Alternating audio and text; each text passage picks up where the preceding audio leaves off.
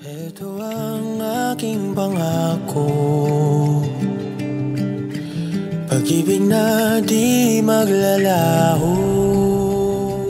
Naligawan ko siya, first year college kami. Bale, schoolmates kami dalawa, tapos magka-dorm. Noong una, hindi namin alam na magka-dorm kami.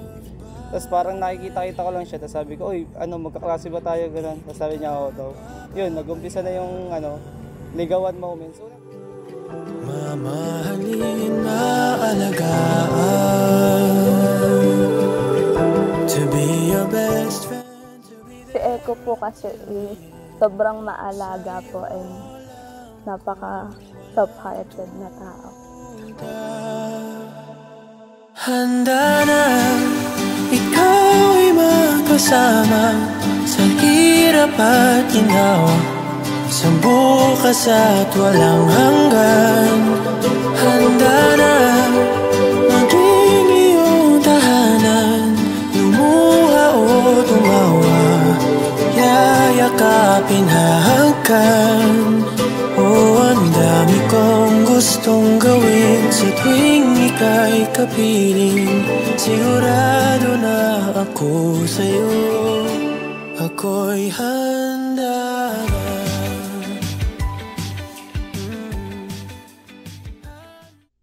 Sa pagkumpas ng iyong kamay, aking landa. Eko, eto na yung pinakahihintay nating araw. Gusto ko lang sabihin sa'yo na sobrang saya ko na nakilala kita. Silong sa iyak at pagluluksa. Roseanne, masaya-masaya. Pinanonood ko pagpasok pala.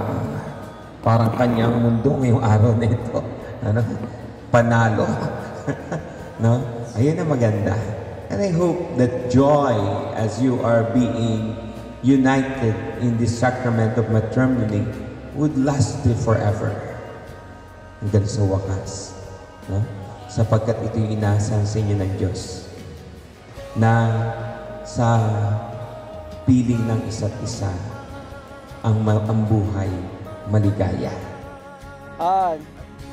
Ito na yung sinasabi mo assurance na gusto mo.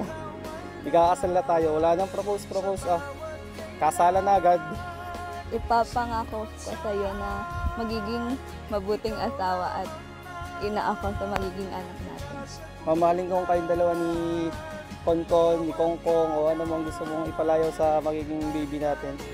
Magiging mabuti akong isang para sa inyong dalawa. Yung gagawin ko yung lahat para mabuhay kayo ng ayos at okay.